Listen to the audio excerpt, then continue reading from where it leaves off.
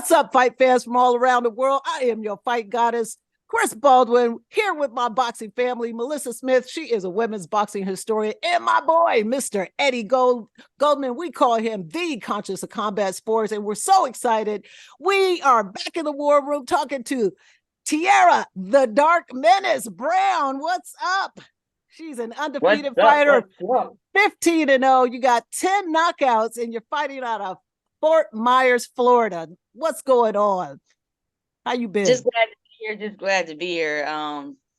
It's a pleasure. It's my honor to be on your show. You know, I love everyone who loves boxing and shows support and equality to everybody. So we are happy to have you here. You are just coming off your 15th victory with a major decision over Liliana Martinez in the Dominican Republic. Now, on this show, we've talked a lot about the challenges women face in the sport of boxing. And I believe since 2019, you haven't fought in the United States. Can you tell us a little bit why you haven't fought in the United States and share with us some of the challenges you face as a woman in the sport of boxing?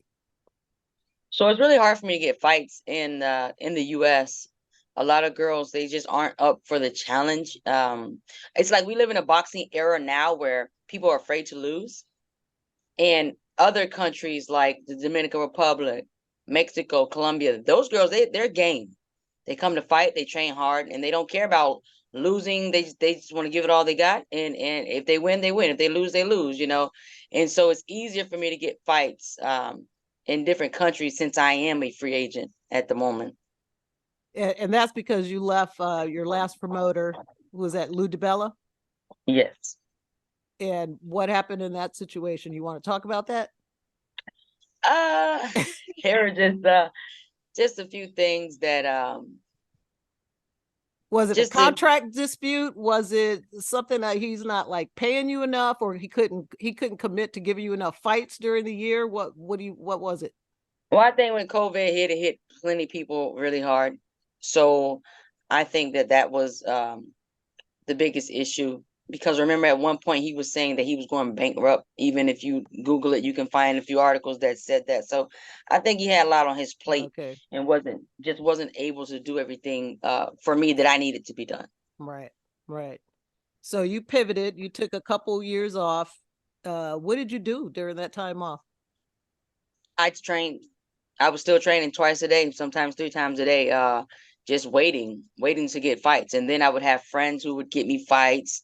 In Mexico or in Colombia, and that's basically the route we've been on still while we call out these big names. But even now, a lot of these girls who are top 5 rankings, they act like I don't exist. Yeah, and you are ranked. I know you're ranked on the WBC ratings. In fact, they just switched you from super featherweight back to featherweight, which is where you're fighting now. Right. So, and that's another thing. I've always fought featherweight, but I'd go to these places and I'd be 126, and then these girls get on the scale 130, 132. Wow. And then it's like, do you want to fight or not? Yeah, damn straight I do. I train hard. So then it's like, okay, but you have to be like, it would go as super featherweight, and that's not fair. Yeah, no, that's tough. That's really, and you've had 5 fights now since COVID, right? You're starting in 2021. Yeah, you had almost a 2-year layoff because of COVID. Yeah, it was terrible. It was, it was probably one of the most depressing times in my life, training hard every single day with nothing in sight, Yeah, plus COVID, and I know for those in our audience who may not know, Tiara Brown is a police officer in Fort Myers, right? In Florida. Well, I'm still a police officer, but right now I'm not working for any specific agency because I'm more focused on I was with Fort Myers Police, but right now I'm so close to like fighting for one of these belts. I have to give it all my time. So you've actually left the police force for now to really focus on boxing under, because I know when you were fighting before, you were in DC. And I was in DC police officer 5.5 years there. Yeah, it was tough to do that. And it was fighting, so right? Hard. Winning bouts. Yeah, because I know I saw you in 2018. You fought up in Brooklyn, literally around the corner from my house. Yeah, you were great. That was Thank awesome. you, And you thank were you. still with the DC Yeah. force then. I just left Fort Myers Police maybe like 4 months ago. Oh, I didn't know. Oh, that's awesome. So now you're focused 100%. I'm so focused on boxing because I just feel like it's my time. Mhm. One of the women that I look up to the most, Amanda Serrano, she keeps telling everyone it's my time as well. You know, she's probably my biggest she's my biggest role model. And Yeah. I'm just ready to take on her legacy. Hey, so Well, I know that, they took on Shadiza Green, most valuable promotions. Is there any talk about trying to sign you and get you There is some talk for fights? that. Yes, ma'am. There is talk for that. So right now I'm doing a lot of praying and fingers crossed, and that's my goal.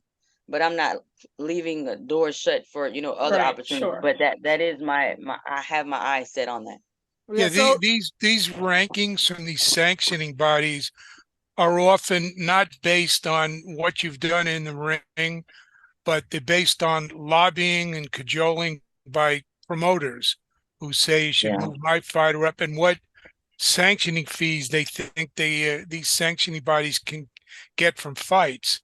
So there could be a lot of people that don't have like the big promoters behind them lingering, with good records and unable to fight the top competition like you are having to go out of you're based in the US and having to go out of the United States where from what I saw in the last fight, the governance in the Dominican Republic, there were just a lot of things during that fight that you wouldn't even have happen in the United States. The referee was in the last fight you had, the referee was letting your opponent, who was Dominican, just hold you like crazy, grabbing your arms, and never deducted a point, never really wonder a point was going to be taken away. It was happening several times, almost every round. And the whole place was dark too. I was just looking at the video of it, just the lighting was bad. There were just parts of the ring that looked like would be difficult to see. There were all sorts of things like that. And the scores were, very, very one-sided in the wrong direction, that you didn't get a clear-cut unanimous decision on that. So having to go there, it's based on promoters. That's a big problem in boxing in general, with the governance and the role of the promoters and the officials doing all kinds of stuff for them. But I think if you're able to hook up with somebody, a lot of us have been very critical of Jake Paul and his fights, you can call him that. But as a promoter for other fighters, what he's doing with Amanda Serrano and Shadiza Green and others, that's actually having a very positive impact on the sport. I agree 100% to everything you just said. And it's sad that Jake Paul, he came in as a YouTube influencer and right. he has come and actually cared about women's boxing. Cared He stepped up. so much. Yeah, he stepped up when everyone's talking all this, but he stepped up and he's caring about women's boxing so much he puts them on big cards. Right. Yeah.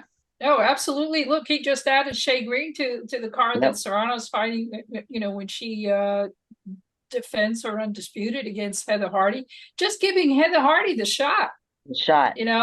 Giving Hardy the shot was also really stepping up in a way that, look, Hardy gave Amanda the chance for the featherweight WBA belt when they did it on HBO.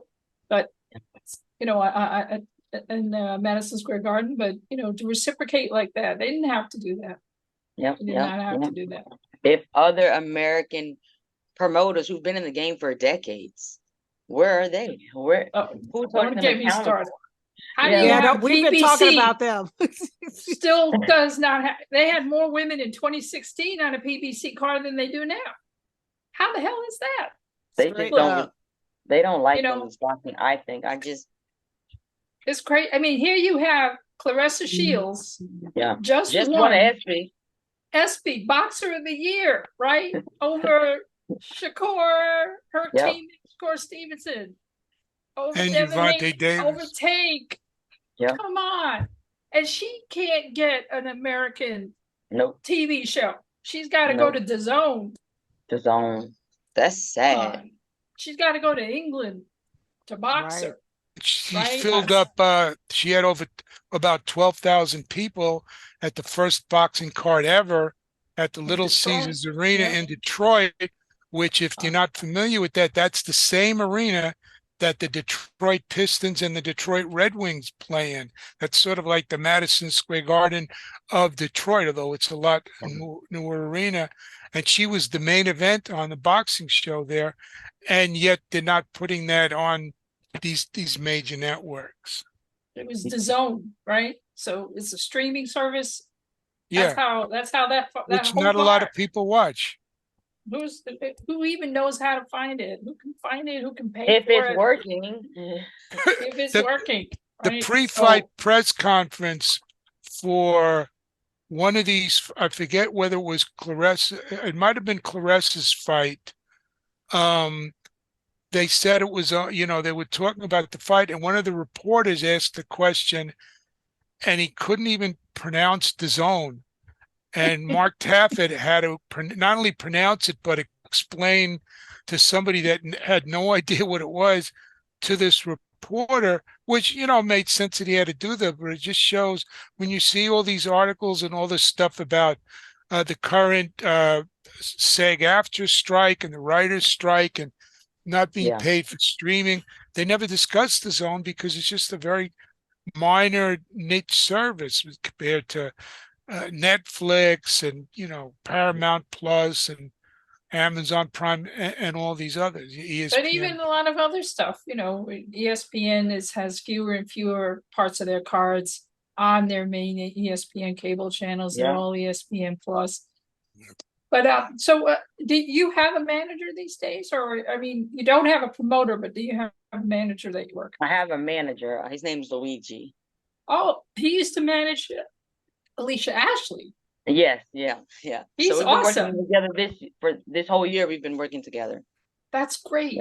Yeah. He's a real great deal. guy. He's a sweet man. He really loves boxing, and he guided Alicia for a long time. And she's in the Hall of Fame this year. So there you go. Yep. So Tiara, Absolutely. who's the top names you want to fight? Who's, like, if you had somebody to pick right now, who you want to go after? If I could fight any one person right now, I would have to say it has to be Skye Nicholson. Right on. Because that's Eddie Hearn's, according to him, she's the next featherweight champion of the world. And every time they're on Twitter tweeting this, she wants all the smoke. She's the next best thing at featherweight. She's getting all the belts. It's great. They go back and forth with many other people who are talking, but then the moment anyone says, well, what about Tiara Brown? She's waiting. She's ready. Crickets, no one's saying anything else. And it just keeps happening. Every time they say, well, what about Tiara Brown? It goes silent. Right. And so it's like, no, you're not next in line. You're not. But well, you call her out. Call her out. Happening. Well, yeah, she had that tough fight on the card when Amanda Serrano fought Erica Cruz to get the undisputed, and Alicia Baumgardner had her defense. She fought Tanya Alvarez. Not a really good fighter. Let's be generous. Right. She had come with an amateur background, but she couldn't handle her on the fight. Yeah. She could not handle her. Yeah. And this is the thing. They're trying to push her as the next featherweight champion of the world. The fans don't deserve that. No. She's getting cakewalk fights. Yep. You don't have to get cakewalk fights. And as for me, I have no promoter. I call out all the big names. They just don't answer. So then I fight people that are willing to, do have courage to get in there. You, on the other hand, you're picking cake fights that hey, this person may give me 1 or 2 rounds, and then you couldn't even get your last fighter out of there. So no, it's not, you're not the next in line. I'm the next in line. That's for sure. Right. Yeah. Right. Yeah, no, it was disappointing. I think in her case, she's 7-0 now. She was just brought along a little too fast. Too fast. She just, how deep is her amateur background? I think she has She has a very deep amateur background. She's like 107-32. Damn. So she should be a better fighter as a pro. Yeah. Yeah. It's a She lot. should have been able to handle a fighter that came. She fought a girl from Spain that came in with a real amateur style, and she was kind of a mess in the ring. Let's be honest about it. But Nicholson should have that ring generalship already to be able to handle a fighter like that and keep her in the corners and be able to manage the center of the ring so she's not chasing them. I mean, it was a ridiculous fight, especially given the how visible the rest of the card was, to have undisputed for Amanda Serrano finally. Undisputed. And that was a dog of a fight. Dog of a fight. I think Erica Cruz is going down in weight. I want to fight her as well, but I That hear would be she's awesome. going down in weight. I would also like to fight Sarah Mofu because she's really tough, and I like She fighting is. tough opponents. Yeah. So are you having no chances to get fights in Europe? I mean, there's Eddie, but have you, I mean, there's Ben Shalom for boxer. I mean, are They're there, also reaching out to Ben Shalom. yeah, because they have some good girls too on their cards. Yeah, they do, and it's crazy. America doesn't really promote the women, and then you got this up and coming Ben Shalom. He's always throwing girls on his cards. Yeah. And his cards are good. They're good fights. No, they're very good fights. And then you also have smaller promoters in the UK that are starting to also have fights. They they're the equivalent of our American club fights, but they're getting a lot of visibility in the UK, and the media is picking up on it and so on. So I'm curious. I know there's a black box promotion with Dean White over from the UK. He's really good. He's really cool. He's a really good guy. He loves women's boxing, So again, UK, UK. I want to be an American soil fighter fighting for an American promoter. That'll be my goal. But if that's not how it's going to be, if someone from another country, would want me to be their fighter, then that's what it's going to be. Yeah. Or at Can least you get to some of these cards where there are women fighting to try to get interviewed?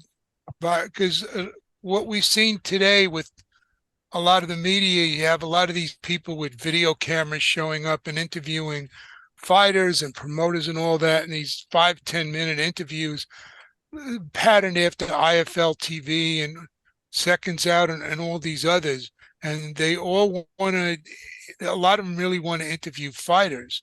So if you could be at some of these cards and make yourself known that you're 15-0, you're challenging, and these people don't want to fight you, and just sort of state your case, you might be able to get some publicity based on that. Showing up and calling them out. Yeah, I was at the card in New Orleans at Regis's main event. I was there, and I'm going to watch Amanda and Shadesha with that's Jake great. Paul Cool. in Texas. Yeah. I'll be that'd there be great. too. And I'm gonna be dressed to impress. I'm gonna be talking but also, that's going to be at DAZN. That's going to be shown on DAZN. It's actually pay-per-view. But try to figure out, and maybe Amanda, maybe they can help you with this. At least, get an introduction to the folks that are doing the announcing, and maybe sit in on part of the Shay. I mean, you and Shay were on the USA Boxing at the same time, right? Yeah. So, she was a USA Boxing champion, you were a USA Boxing champion, and whether you were there at the same time or just missed, you have the credentials to also get on camera and just give some color on what's going on for a round. So that's another way. Yeah. Getting yourself I definitely plan on being there. I'm going to actually try to be there for the press conference so I can do exactly what you guys are saying to do. Yeah, no, that's the only way. Well, it's crazy that, but it seems to be the way that we're. Listen, you remember Shalito Vincer, right? She used to show up at every one of Heather fights, Heather Hardy's fights, and she'd say, "What about me? I'm here. I'm going to take you." It was great. I love Shelly Vincent. Shelly Vincent, I mean, she just made boxing happen. Yeah. And she made it exciting. and she's She coaching did. now. Yeah, she is. She's got Yeah. we had her on the show a couple of weeks ago, and she this weekend she's doing her first amateur fight nights for girls' cards. So, Oh, sweet. up in Connecticut. So But we also talked with Shelly about how, as a masculine woman, also with Shadeja, because we interviewed her as well. Because as a masculine woman, it's even more difficult for promoters to like reach out and want to put, masculine women boxers. That's just how it is sometimes. That's what you get sometimes, and they don't want to put that on camera because they want everybody to look like Barbie dolls. Exactly. Exactly. So we support you here, Tiara. We are rooting for you. You let us know how we can, like, if I was in Florida, I'd be in the gym with my little camera interviewing you. Doing all my little stuff like Ellie Seckbeck. Remember, he does those things. ES News. So yeah, ES News. He's in everybody's face.